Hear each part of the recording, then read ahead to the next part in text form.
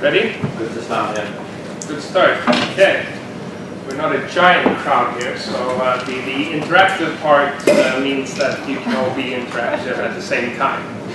You don't need to break out into separate tables and so on. My thoughts on this hour is to start off with a more general view around authentication, what's happening in the UK specifically, and within the public sector. And the second half of it is zooming down into two areas which I thought were interesting to look at in more detail, specifically the trend around cloud, considering G Cloud 5 is ready for submission tomorrow. That seems like a topic worth looking at. And included in that is the PSIF and the standards around that. And the second thing I wanted to look at was what's happening around remote working, flexible working, and including other user groups such as teachers or in the future citizens as well into authentication. And how would that look like? So that's basically the topics that I wanted to cover off. Now, I come from Verisec, I represent Verisec, I'm one of the co-founders of the company as well. We are an IT security company. We specialize in two main areas, of which identity is one of them. The other relates to payment security, of which I won't be speaking at all today. During my spare time, I'm actually a counselor in our local authority in Sweden. So I'm elected by the people to represent them in questions regarding education. Education is one of these areas that I found the most interesting. And one of the reasons I got into the dirty business of politics was these two. These are my children. It's Ludwig and Alice.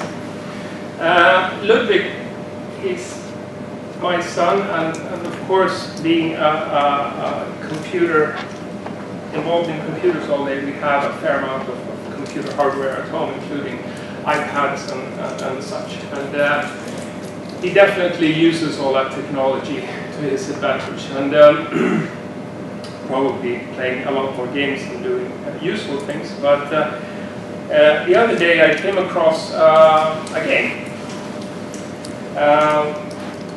which I thought was actually quite useful and related to education. I thought I'd show you that, just because why not? You don't see that many games during security presentations, and we don't have this type of interface in our security products, so I thought I'd just, why not? And it looks like this. It's called Dragonbox. Now, what is Dragonbox? Does anyone know? It teaches kids algebra. Okay, that makes sense. I downloaded it and I tried it out. So let's try out a very simple level, and we'll choose one at random here. This is of course something that Ludwig started off with fairly early, and it says get rid of everything on my side, so you have to get rid of everything on that side, which means you need to basically isolate, I missed one thing here. You need to isolate x in the equation. So when you proceed with this game, and you go on playing it, you finally arrive at a later level here. Oops, sorry about that. And suddenly you're at, say, level 20 here. And suddenly you start recognizing the x in the equation, and you start dividing by monsters and dividing by things. And as you proceed in this game, you're actually doing algebraic equations. Now Ludwig is 8 years old. He's way beyond this level at least, which means that for math, he's way ahead in terms of algebra than any of the schoolmates right now. And his perception of this is that this is just a game, which it is. Now, what does this have to do with anything? Well, I would argue that this is just one example of the thousands and hundreds of thousands of easily accessible applications. They can be mobile applications or web applications, but they're all over the place and they're easily accessible. I think this one costs just about £1. This application costs, including all the levels and so on. So you can actually, it's just no money. So you're willing to gamble, is this good or bad? You can pay £1. If it isn't good, then who cares? But what's happened over the past few years is that you get a very, very increased competition around the use of demand for different types of products. And what it actually means is that we're getting much better user interfaces, like this, for instance. This was one example where you're teaching algebra to school kids, and you're doing it in a fun way, whereby they're perceiving it more as a game than anything else. You're getting a focus on utility as well. If an app doesn't give you anything in terms of utility, then you can discard it because it doesn't really cost you that much, which is also an interesting thing. But you're also getting a whole new number of vendors coming into the marketplace offering products and services within different areas. It can be educational or, in our case, security. But it also means that if we look at these kids that are around 8 today, in 10 years or so, they'll be ready to start moving on, start working, doing things. What are their expectations on us as a place to work? Fairly high, I would say, because they're used to just downloading, finding things on the internet, and publishing things and doing things fairly rapidly, not using ancient systems, going into mainframe environments and so on. So they're expecting the accessibility, the usability, and the productivity from this type of products. What are the problems right now? This is my dad. He represents the problem in this case. I don't think he would like me to use him as an example for a problem. But he was born 1941, which means that, in essence, he follows the aging population. This is the aging population of the UK. My father isn't born in this country, but a lot of children were born just after the Second World War. And the fact of the matter is that the increase in UK population is concentrated in this span of higher age, which means you have an aging population problem. And that's just a fact of life in Western Europe. That's what we're seeing all over the place. But it does mean something. It means that we have fewer young people, fewer taxpayers paying for services, offering services to a larger population of elderly people. And elderly people tend to cost quite a lot of money to take care of. And they're becoming older. So this graph is actually centenarians will continue to be the fastest growing age group in the UK, according to the Actuaries Department. There'll actually be more people dying after 100 years old than dying in infancy. That's amazing, because going back 30 years, that wasn't the case. Today, that is the case, which is quite astounding. If you combine that with the fact that the UK just came out of the deepest recession since the Second World War, or is on the way out of it, there's quite a lot of things to be done in terms of offering services to the public. Now, if I look at the other side of this equation, the criminals, have they stayed in the physical world? Of course not. I mean, they're online as well. They can be hacker groups or hacktivists or so on. They can have political motives and so on and so forth, but they do exist in some ways. We have, of course, security agencies, and now they're even helping security vendors to implement bad security in their products. That, I think that's pretty amazing stuff. That's what the NSA actually did. So it's not overdoing things saying that these organizations are playing a part. 2 years ago, we never had the question, are you a US-based company, when we came to visit companies here in the UK. Now, the first or second question to us is, are you US-based? Are your services US-based? Are you owned by a US company? And if now we aren't, so it doesn't really matter, but it has become more important. It's the most common question we get in Germany. Are you a US-based company? In that case, you can leave. We're not interested. And that's just since Snowden. So things are definitely happening in this area. And of course, we have common criminals as well going on now. This was taken from a site with the worst mugshots ever. So why not? This is an old number, but it's the cost of cybercrime in the UK, estimated by the Cabinet Office in 2011, up towards 27 billion pounds.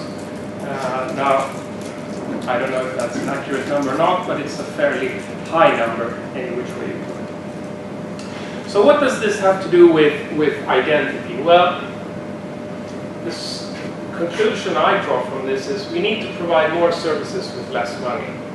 That's the basics of it. We have an older population, we need to provide more services, we have less people to provide that with, we have less money to provide that with. So what we see, at least, is a lot of lean type projects, saving money or becoming more efficient as you work. But we see one of the important tools is IT to provide services. And some of the cornerstones relevant to our line of business, at least, is security, trust, and identity. So where does this €1 trillion number come from? It's actually the Boston Consulting Group that did a report called The Value of Our Digital Identity. And it's an annual number, the estimated quantifiable annual benefit of digital identity applications in Europe by 2020. That's quite a high number as well. And the question really arises, unless you want to read the report, it's about 65 pages of very American English, very talkative thing. But basically it boils down to these points here. Faster time to market, bringing applications online quicker, which is basically digital by default, to translate that into UK government. Automation, basically taking old manual processes and moving them online or at least digital. Enabling users to do things themselves in a digital environment. Personalizing content, you've all seen that in Amazon and other applications whereby the way you have previously been on that site will affect the content that you currently see. But in the case of public sector, let's imagine I have 2 children. Obviously, schooling and information around schools will be more interesting for me and my demographic, my age group, than information maybe concerning something else. So it can also be personalized from the standpoint of my age group or demographic. And then enhancing the types of services that we offer to the public. And that's basically what this entire report boils down to. But that's how they quantify this 1 trillion euro. So let's see what's happening around the UK, but also around Northern Europe, because that's where we are most active. When it comes to technology, what we've seen, and this relates of course to authentication or identities, because that's what we're talking about here, what we've seen for the past 5 years is definitely an adoption of open standards. The proprietary, old-fashioned authentication type solutions that were extremely proprietary and silo-based, they are more or less being replaced by open standards. And when I say open standards, it's basically these. It's OAuth, which is an open standard for authentication, OPRA, which is the open standard for challenge response. We have SAML2, which is basically the underlying technology behind the PSIP standard.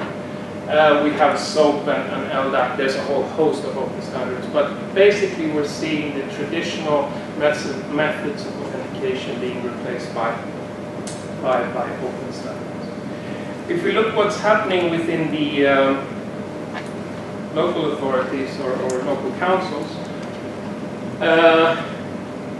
what we're seeing is a few parallel trends. It's difficult to summarize this in a slide in a good way, but what we're seeing is some very local projects. They're basically revolving around the council, revolving around remote working, remote access to VPNs or the such.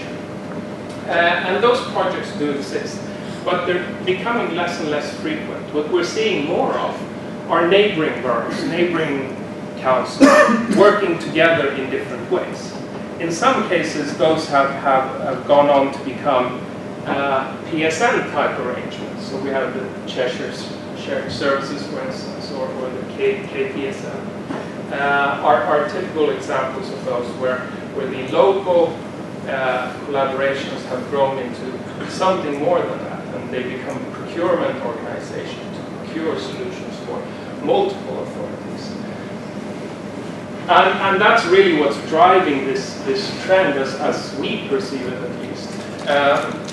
What we are seeing, and which is a nice thing, is that very many of these local trends are aligning with government initiatives. So the government initiatives within this area are not something completely on the side. It's actually, we're seeing that they're aligning very nicely. They're procuring open standard solutions that basically will work with whatever government says right now. And what is the government saying right now? Well, going back a few years, there's a lot of talk about COCO, EAS, you may remember, DCSF that handled that for a time and went over to the DWP. Now it's partly dead, partly not. What we are seeing is a lot of the experiences that went into the EAS. I mean, that was open standard. It was oath-based. It wasn't, anything proprietary in that sense. But a lot of that work has gone into the PSN thoughts, the Cabinet Office thoughts around the PSIF standard and so on. So they're bringing in those components, including the requirements surrounding registration as well. They're being brought into the PSN standards as well. So they're being reused, and thanks to the fact that they've been consistent in the requirements, it's also meant that these local initiatives have been able to align fairly well with what central government is saying at this point.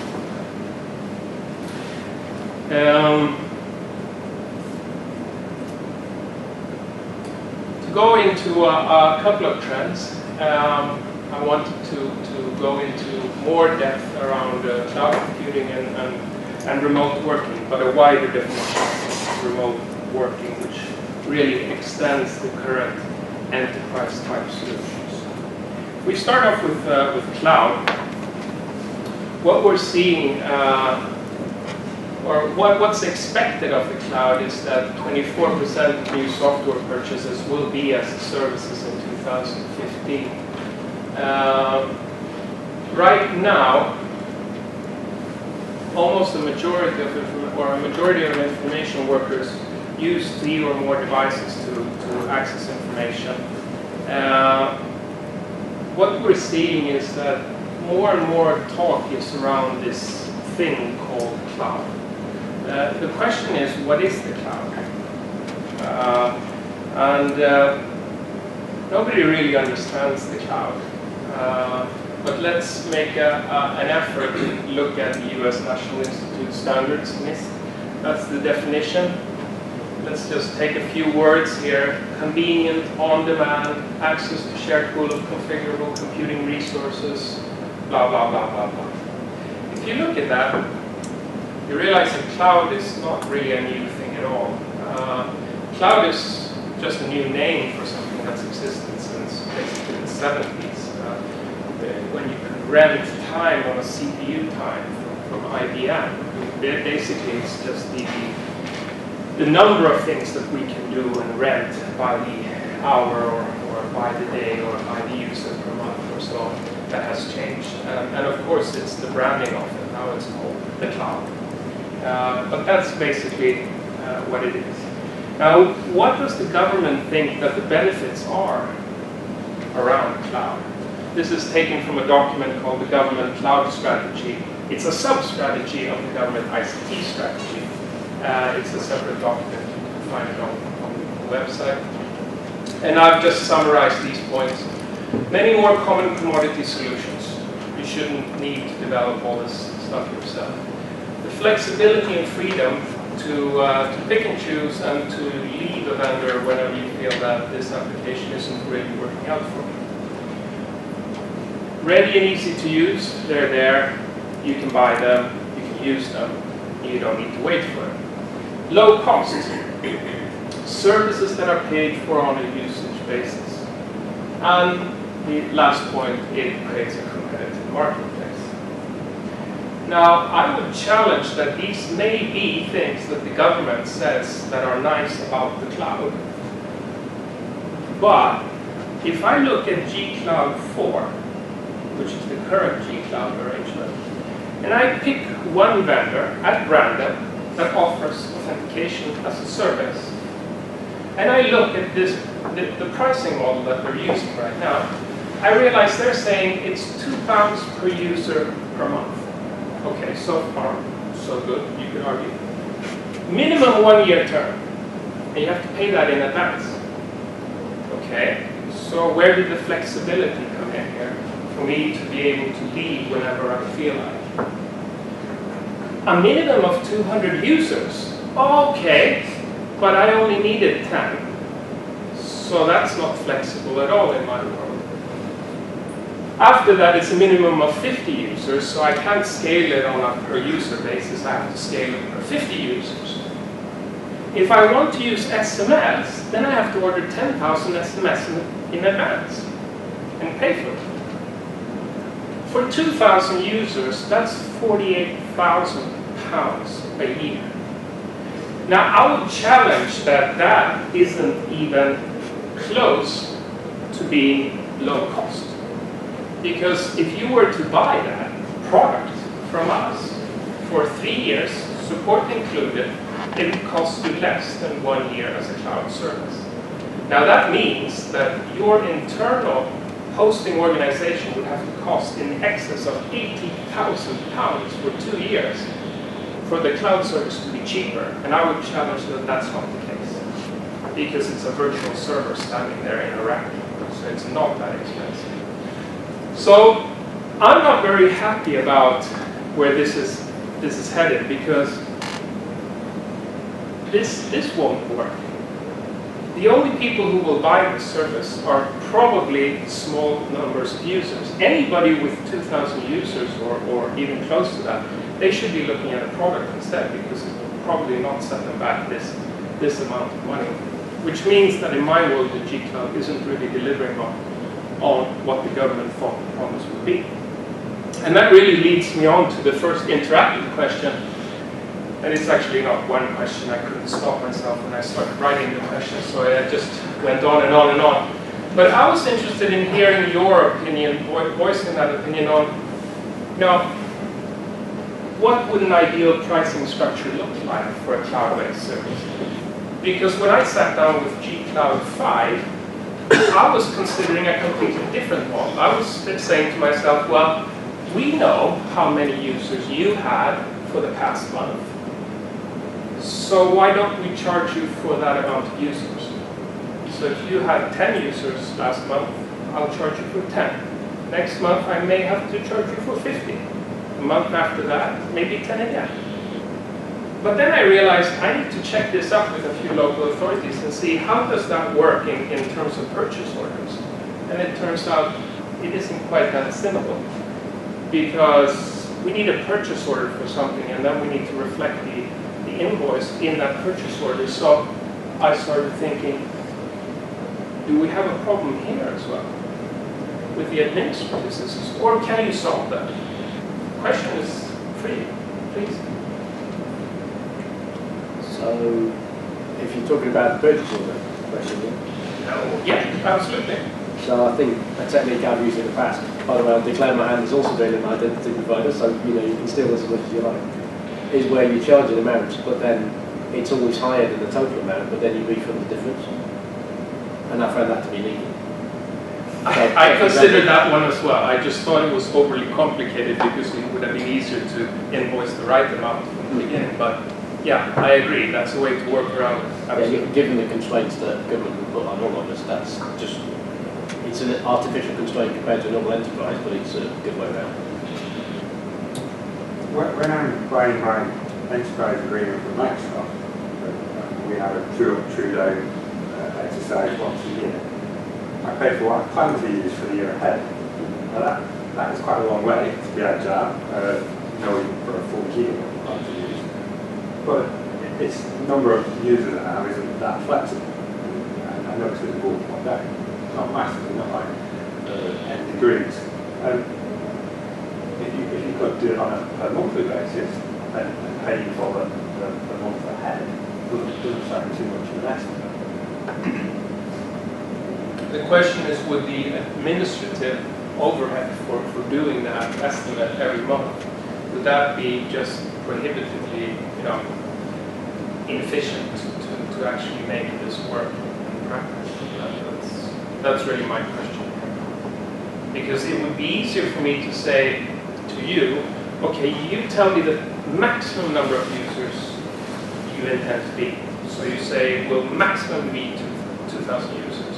That means I can maximum charge you, in the past example that I had there, £48,000 a year. But if you have fewer users, I'll invoice you that amount instead. How would that work? Would it work?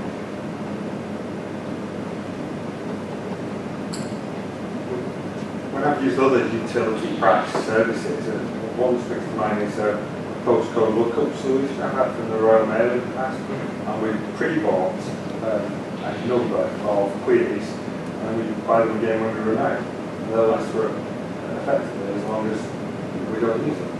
So if you buy 100,000 lookups on a postcode, that's what you've got. You don't estimate too high, or you've effectively lost your cash flow for a bit. You passed over your money to the supplier that you didn't really need to pay for two of them. If you get your numbers right, you might be raising 2 euros a year. So basically we could say you buy in advance a chunk of authentication, defined as something. Yeah. We would have to figure that out. And once you consume that chunk, well, we come back to you in well ahead of schedule and say, well, you use this choices, you're going to have to do some intelligent estimating. So if we're talking about the authentication example, we're talking about one-time passwords or that kind of thing, 2FA. Then we'll do some sums, how many people log on remotely, how many times do we do it, how far ahead are we buying. What needs to be correct is there's no penalty for getting those numbers wrong. Exactly, and I don't think that should be a problem in itself. I'm just exploring where is the marketplace in terms of pricing, because ideally I would like to have something reflecting actual use, because that's going back just 2 pictures. That's really what this is saying. That this would be a dream scenario now. You tend to set budgets for a year rather than the following week or the following fortnight. So, yeah. So there's nothing wrong, I don't think, with thinking we're going to use X number of users likely with this service over the next 12 months, going for the minimum number, and then at the end of that 12 months it's either a refund back or we roll the contract over with the outstanding usage we've got left, and the following year we pay slightly less or slightly more to pay what we need. So you're not refunding every month, which would be a pain thing. Yeah. We're doing it on a block basis in the 12 month. I had a bad experience several years ago in previous life where we ran a virus scanning service for government, and it had 500,000 civil servants on there, and we billed 100 government departments. And we did the same kind of true up, true down thing.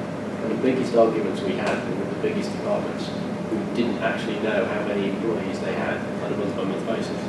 Now you think, we thought naively that would be simple, because I just look at the payroll and say, I've paid 100,000 people this month, therefore the number's 100,000. Now whether it was dishonesty on the part of the government, not just difficult to get hold of those numbers, but we would normally be 3 or 4 months with every department arguing on the number of users that were, and the argument cost both parties a lot of money in terms of people arguing. But if Like, you paid for that and they hadn't need that, then it would be refund back. So it was the argument because it was a fixed price cost, they knew they were going to lose it if they got too much. No, I think the argument was it was against, let's say, DPP had 120,000 users. Have they got 120 or was it 115 or 175? And nobody knew, bizarrely. And we thought that everybody would know that. Now maybe life has moved on and everybody does use the paper, but it was entering into an agreement with the spirit of understanding that there was a known quantity back to your algebra, that we knew what x was, and then x was an unknown. And the argument actually burnt a lot of relationships, not just time and cost, and it kind of put it out. Well, thank you very much. I'll continue on here. Time's passing. The cloud does have certain security challenges, and I'm sorry for you sitting further back. You might not see this because I have dark clouds here in the background. The way we've seen it is that clouds are being adopted, not in large ways right now, but we're seeing them pop up every so often. They're not only G-Cloud applications, they're also general cloud applications like Microsoft Office 365 and so on, that may be off the PSN.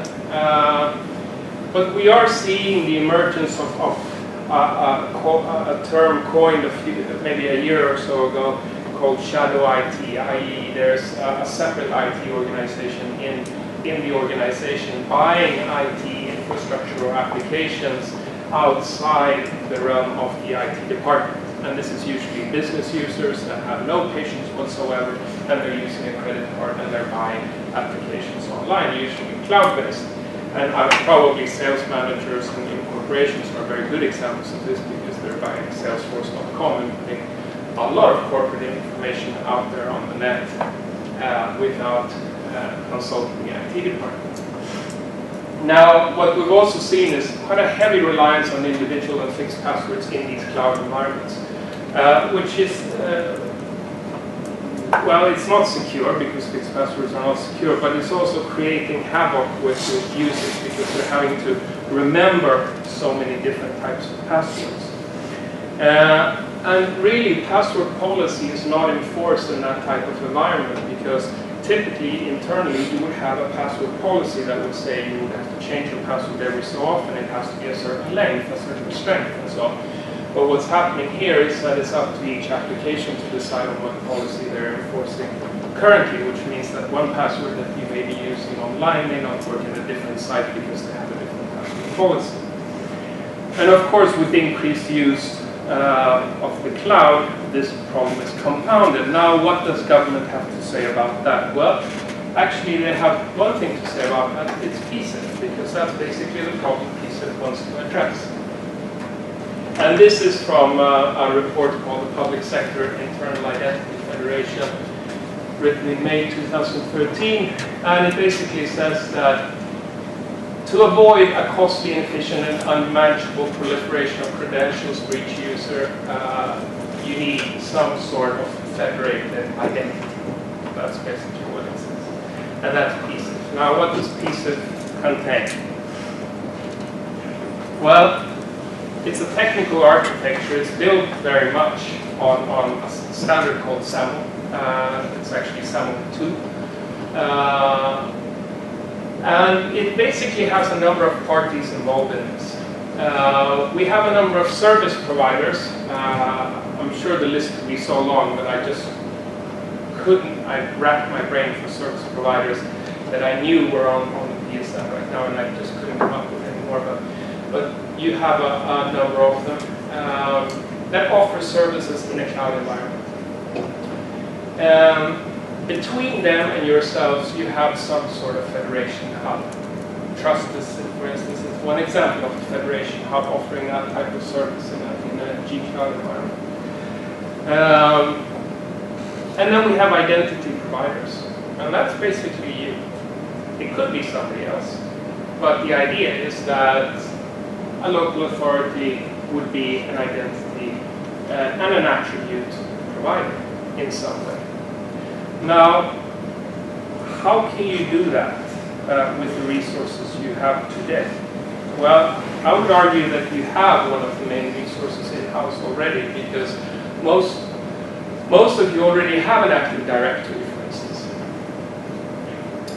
Now, if you could reuse that Active Directory for cloud-based identity, that would be a nice start, because basically your Active Directory is under the rules of your internal security policy. So password changes that you enforce on your users every month or every 60 days or whatever it is, those rules would apply even to the cloud-based applications. All authentication would take place internally in your organization, and the cloud-based application would only receive a yes, we trust this person, let them in, and they wouldn't hold the identity of the individual. Now, that's nice because it's paid for, you already have it, you understand it. Identities remain in-house, and most of the logging and auditing can be done in your Active Directory structure today. Now, the alternative, of course, is to go out to each and every of these service providers and do the logging and auditing out there. Now, that's far more difficult if you're going to do it for different authentication schemes in different cloud-based applications. So from a security standpoint, we would probably argue that it's a good thing to have identities in-house control. It extends the security policy you already enforced to the cloud. You have a single point to remove user rights. So if a user leaves the organization, if you remove them from the Active Directory, then they lose access of those cloud-based applications as well. Now, it doesn't solve one fundamental problem, is that account will still exist with the cloud-based application. So you still have to manage the cloud-based application somehow, because the account still exists there, but you may want the data residing with that account transferred to yourselves anyway. But it is a problem. It prevents ID theft in the sense that your users' identities don't reside in these cloud-based applications. So irrespectively if they're hacked or not, your users' identities will not be compromised. Two-factor authentication is not necessary to make this work, just by the way. We do two-factor authentication. We'd love everyone to use two-factor authentication. But you can add it when and if it's necessary. For the user, this is a fairly convenient way, because you can get a unified experience of accessing these web applications. You can get a single sign-on for cloud. And you can get one password, your AD password, to all these applications and reduce the need for password resets. Now, let me show you this instead, because our experience is that as soon as we talk about SAML 2, it starts getting a bit difficult.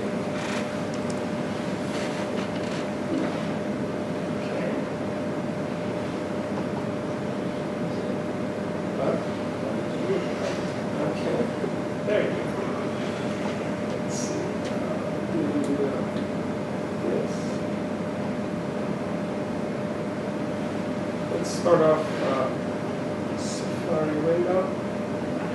So Freya Connect is the product that we sell. It's a piece of compliant piece of software. We're currently working together with Cabinet Office to certify this together with a company called Egress and a hub provider called Trustis.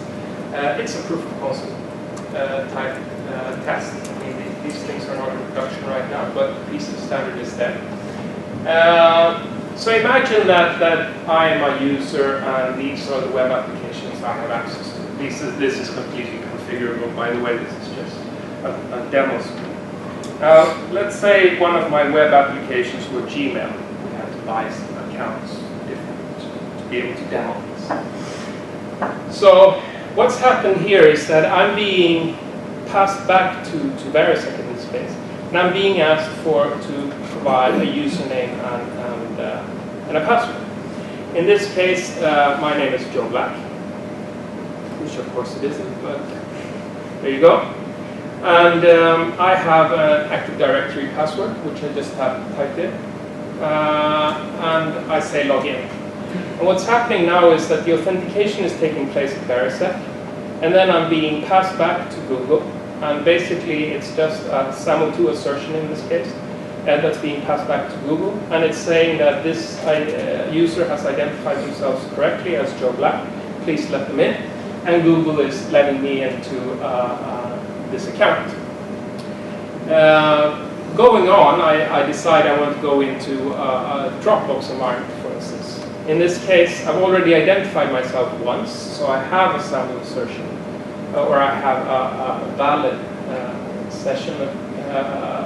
So basically, it's just letting me in. It's a single sign-on arrangement. I don't have to identify myself again because I've already done so, and it's being configured such that my authentication is valid for X number of minutes, hours, a configurable time period.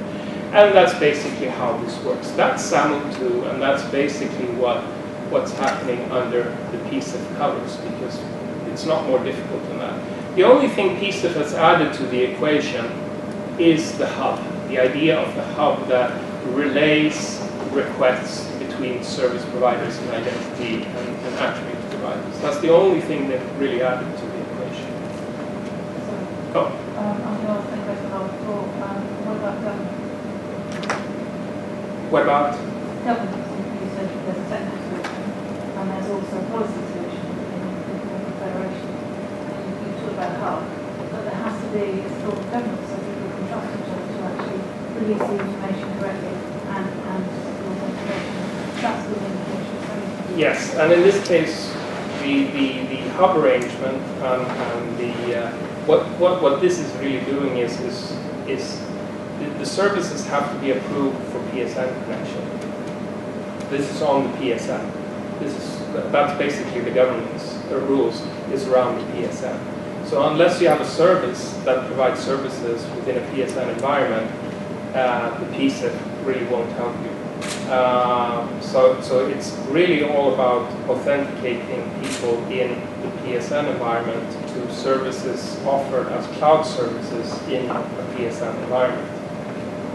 So Gmail is part of PSN? This is just an example because I don't have, since I don't have accreditation to be on the PSN this computer at this point, I just have to use Gmail and Dropbox as examples of web-based applications. But the principle is exactly the same. So it's just a demo environment. Sorry for that. We'll have to do a retake on that when we can do that properly with egress, but we'll have to do that in a PSN environment. That's the only difference.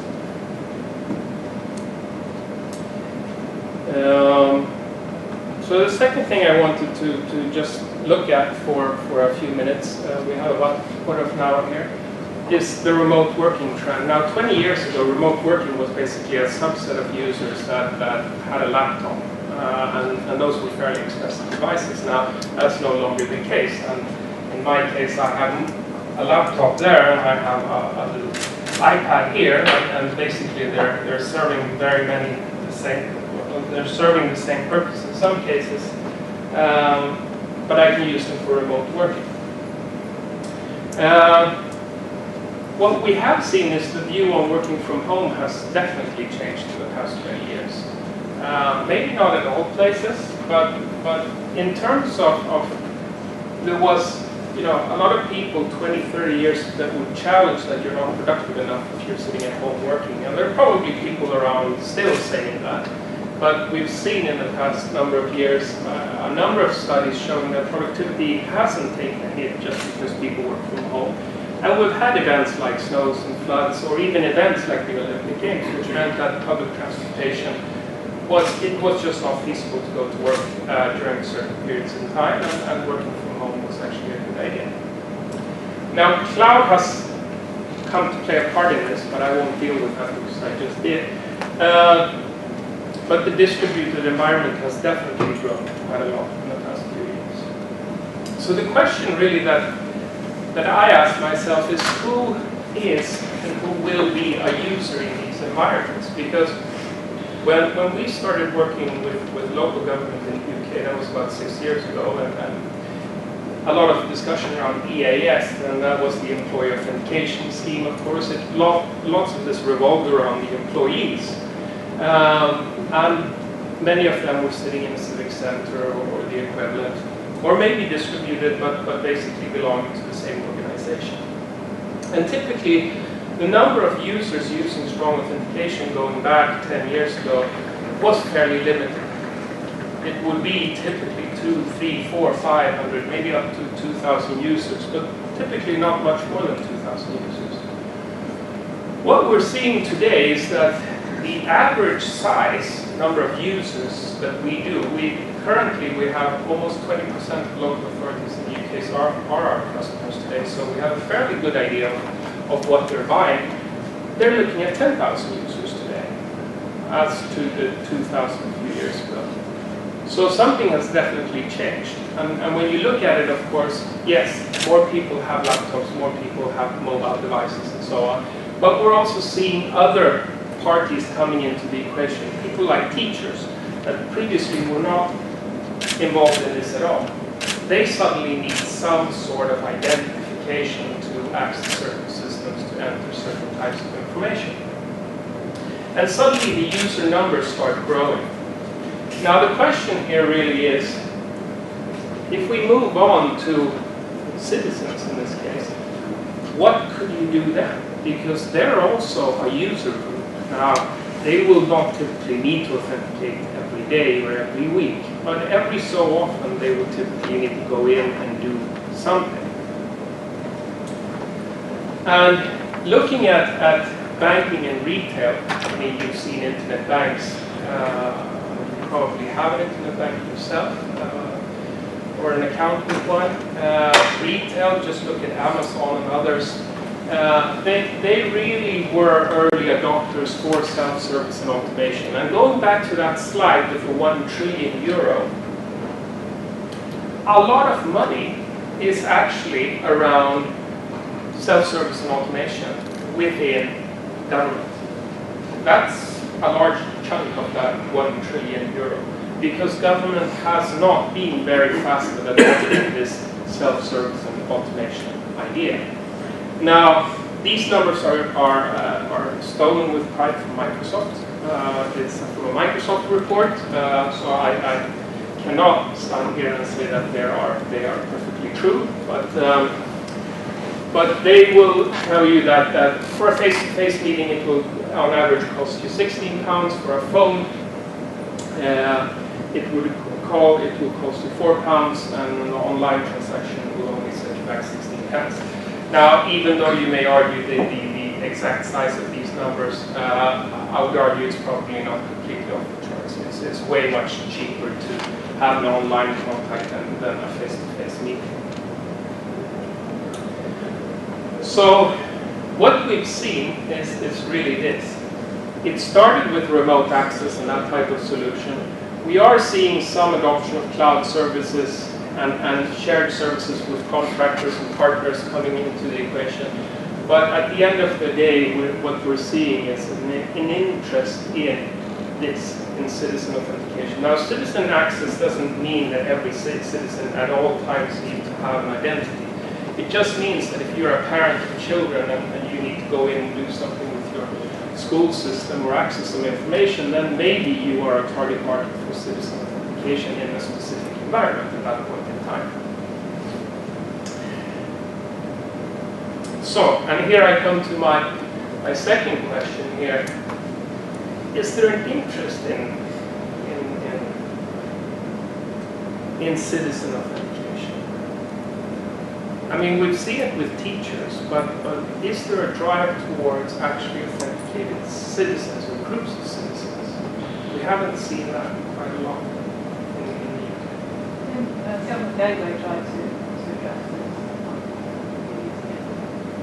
with an identity that allowed you to log on and look at your card tax. But moving on from the EAS, you kind of got dropped as something that was just too hard to go. So they have looked at it. And you could argue that we have we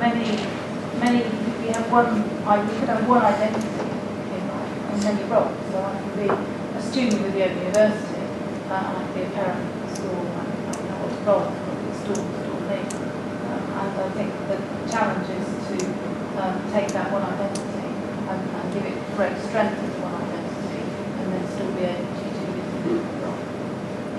But the Cabinet Office Identity Project, which is live now, firms 10 million identities. Yeah, So that is identity at scale, which is doing exactly what you said, federating between HMG and... What Go try to do, I mean, we run the, work for Janet, we run the UK Access Management Federation, and what they do is what you've advocated as much as your identity stays with who it is you choose to authenticate with, so that could be your employer or it could be your bank. And you leverage that level of assurance, if you like, in order to get sort of that sound to and there's an argument that says if you look after this at a local level, it's far more reactive, far more accurate than if you try and do it at a national level. But sort of my point is, that debate's done. GDS is launched in its life now. But I realize that, yes, but the thing is we're not really seeing it in real life. That's the problem right now, is that if we go out to many of our customers, we're not seeing that type of digital identity with the public or with the citizens. That's because it went live in April, I think it was production in June. Yeah, but we've not even, I mean, there's no talk about it whatsoever. That's my concern right now, is that why is there not more talk about this? Because this has been one of the great drivers in Finland, for instance. I'm not Finnish, but in Finland, they decided to go for that. I think one of our biggest problems is we're a little bit behind the curve. Some of the sessions earlier today, for example, about missed things. We don't need identity for those services. The low-hanging fruit for us is only anonymous or no verification required type services. So no one cares who bought the bottle. It's just there, or it's not. No one needs my passport if I'm going to tell them that this is not it. We just need to catch it. And of our 700 odd services that we provide, an awful lot can be done anonymously or with no serious level of validation to who I am. And we haven't nailed those. I think those are the low-hanging fruit. Ones that don't do this. So it's basically bringing those applications online, and that is your low-hanging fruit. My own services project in my organisation, that's our low-hanging fruit. The work friends are in first. The others are very much more vertical line of business challenges, where it could be like children, social care data, or after adults. Those kinds of very quickly you can do some transactions and not just the forces we start to authenticate. So call that low-hanging fruit. No. Okay. I think the point is valid. If you think how many times you interact with central government, you do it a few times a year. You interact with your bank a hell of a lot, normally. The local authorities, once a year maybe, if that. So it's hard to kind of justify the scale, especially when local authorities have probably got 400 ways of doing it. You have to have one central local authority app, which government have just put on the procurement app for, and then that aggregates that scale, which I don't think is actually good. You're either a big service user in a line of business application, so you're managing your parents' care accounts and personal funding, and those lines of business apps have got their own authentication going on. Or you know, just random services don't require it. Well, the one thing that's always struck me as strange, so every year I do my self-assessment, I forget my password because you couldn't get one, so you go get a new one. But I also always do a postal vote, and strangely, that is always done by my local authority. And my local authority and the neighbouring ones always use a completely different system. And there's a big debate about... Well, that's changing this time, isn't it? Right, okay. So that... We just got a new solution that came in with individual, I can't remember the right words. Registration. Yeah, individual registration, yeah. Rather than property registration. Voters. And that's a PSA service. Okay, I just had a couple of more slides here, just to finish off on the remote working. And really our view on this. And for Verisig as a company, identity is really, we consider that a commodity. It should be a commodity. It should be priced as a commodity. It should be unlimited use without costing you an arm and a leg, because it doesn't make sense. What made sense 20 years ago doesn't make sense today. Paying per use, that just doesn't make sense. We need to come down at a cost level that makes sense to spread this out to large groups of users. Now, that may still be limited to certain verticals and so on, but I would say that's the trend we're seeing, going more towards large user groups. We see, identities as a commodity, but also supporting these local, regional, and government initiatives. And there is no conflict in these three. You can actually support identities on a local or regional or central level, and basically do the same thing. In this case, it's oath-based, it's open standards, and so on. We do believe that federation is a way to go. I fully support the PSIF initiative. There are things that concern me around G-Cloud, including pricing, which I mentioned. I think that will resolve itself over time, but I do think that it's something to keep a lookout for, and to have control of those identities. Now, I realize that now it's 3 o'clock, and I promise to keep the schedule, so I'll just say that the way that we do things is basically we price them, and then you can use them for unlimited use. That's basically our philosophy, and that's worked very well. And if you look at what happens in just a mid-sized local council, this is the proprietary. We've done this thousands of times, comparisons between the proprietary alternative and the alternative of buying just one thing and then using it unlimited, and it becomes just so much cheaper over time. And really, just to finish off, we're kind of geeky in our company. The way we see things is that, over time, you may not reach an unlimited number or an infinite number of users, but as you tend towards a very large number of users, the cost for each authentication needs to tend towards 0, because that's basic mathematics for you. It has to be this way. And that's what we're seeing on the marketplace. This is something we fully support. Thank you. And please list our stand, it's up there. And I haven't done a lot of product presentations, because that's what we have the stand for. So please list us there, and we'll be glad to answer any questions, and the brochure material is actually in front of you there.